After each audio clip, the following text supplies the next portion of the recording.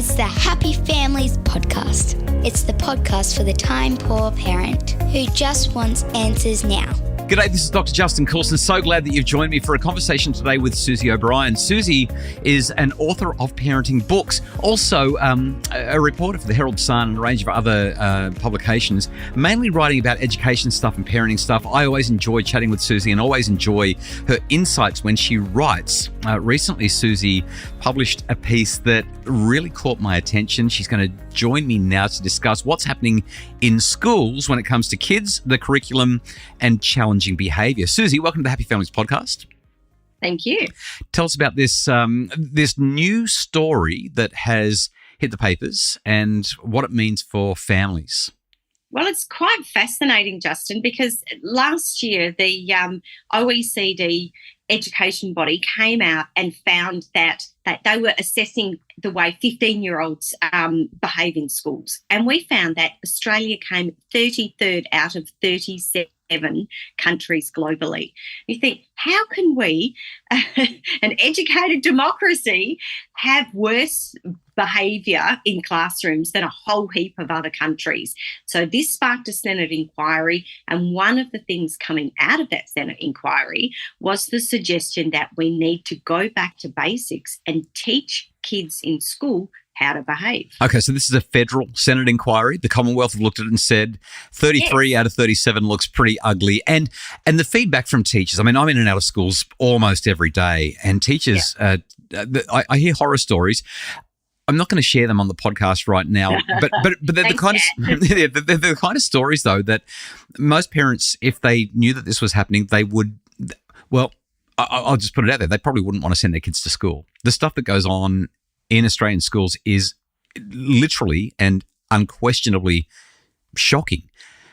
Not at every school, but at many schools, too many schools, and to rank 33 out of 37 is terrible. So, okay, we've got the federal government has an inquiry and says we need to go back to basics. What does back to basics mean when it comes to behaviour at school?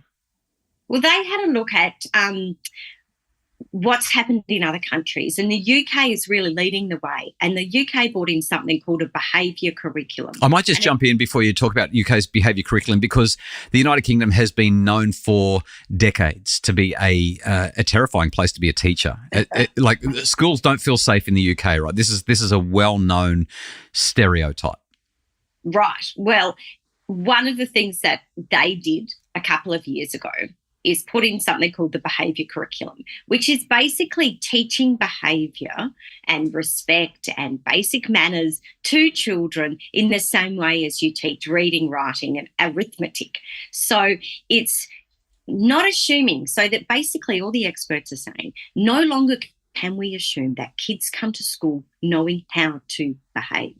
And no longer can we assume that teachers come to the classroom knowing how to teach behaviour, knowing how to manage behaviour. So there's two issues. The teachers don't know what to do and the kids don't know what to do. So the two of the things that came out of this Senate inquiry was looking at curriculum materials to help schools and to help teachers manage behaviour in class. And one of the biggest things is from the beginning of the school year, from the beginning of prep, day one, foundation, whatever you call it, setting out the expectations in a very, very clear way. So teachers tell kids and they practice it and they drill it and they go through it exactly how they need to behave. What are the expectations on them? Because we're finding, this is what all the experts are saying, kids don't know and teachers don't know. Susie, you're not necessarily advocating for this. You're simply reporting on it. So I'm not asking you to defend this decision. I want to bounce something off you, though, that I struggle with. There's a tension that I feel when I hear you saying this. Well, there are two things. First of all, good luck getting a Year 9 student or a Year 11 student to buy into this. Like if they've had 8, 9, 10, 11 years of not having this kind of structure, that's just presenting a really big challenge. It really has to start at the beginning and be rolled out in the junior years, and those kids have to get used to it and bring it along and recreate the culture. But secondly, my experience has been that most teachers do this anyway. Most teachers are aware quite explicitly of what they expect of children. They're pretty good at letting them know exactly what they expect of students. They often have rules at the front of the room. The students have voice in developing those rules. When you're describing this to me, and again, I know you're not the architect of it, but what's different about what teachers are typically doing to what this curriculum is going to require of them? I think the biggest difference is that it's setting it a school-wide standard, and it's up to each school to set what their standard is. But kids are going from class to class and teacher to teacher, year to year, not quite knowing what the exact expectations are.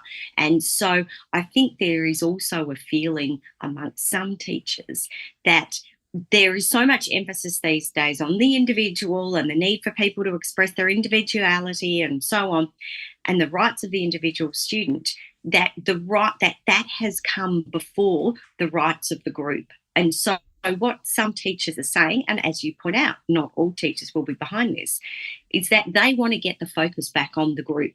And they want to ensure that there is room for kids with special needs or whatever. Like, it's not just a kind of blunt instrument, but that they start moving away from this focus on every individual and looking at the group as a whole and how they can work better together.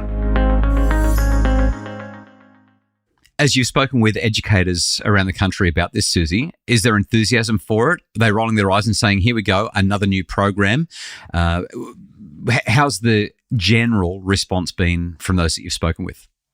I think a lot of teachers say, help us get control back in the classrooms. They are so exhausted. They don't feel supported by parents. They often don't feel supported by their principals. They feel that they're at war with their kids half the time, in the classroom.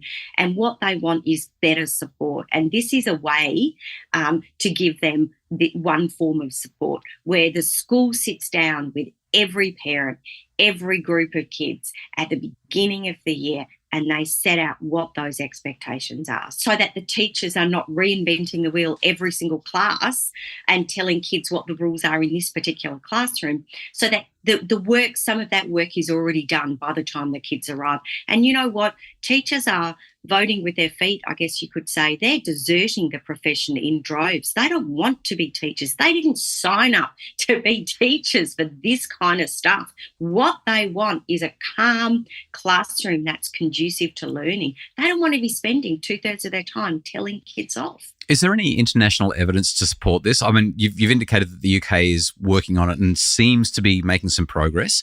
What do we know about that? And is there anything else that we can lean on here? Or is the government just running at this and saying, we need to do something, this looks good enough for now? Where are we in terms of evidence? Well, they have been drawing quite closely on some of the work from the UK, and Professor Tom Robinson, I believe his name is really sort of the pioneer in this area. And they have found some remarkable results, particularly in schools with a high disadvantaged population, schools that in some ways are the most chaotic because often kids are coming, to class with a whole heap of other stuff going on in their own lives, and they're not necessarily set up just to prioritise their learning.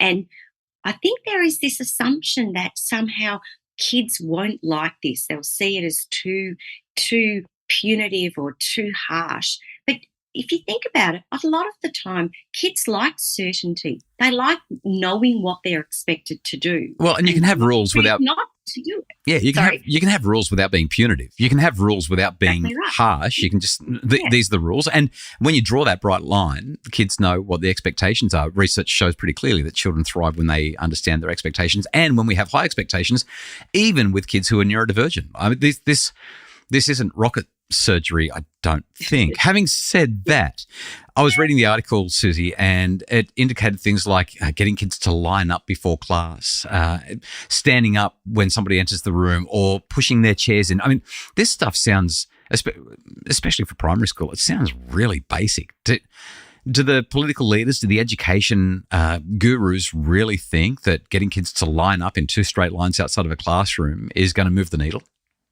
I think that this is one of the things that they've found in the UK, that these sorts of things have moved the needle because it is changing the way that kids are behaving in the classroom and outside of the classroom, because it's not just all about them doing whatever they want whenever they want to do it. It's actually about them becoming subservient, could you say, to the group dynamic. And there has been a lot of pushback from certain parents who say, don't treat my kid like a convict or don't treat my kid like a prisoner. Why are they lining up? But again, you go back to the way, little preppies on the first week. Often the teachers are relying on those sorts of basic things because they need to sort of show the kids that this is a very different place. You can't behave like you do at home. And so these rules are sort of brought in. I think a lot of teachers and kids are just crying out for calm. They're sick of the chaos. I sense that regardless of what happens here, Susie, there's going to be phenomenal change over the next decade in education. This is obviously part of it. Whether it's regressive or progressive, time will tell.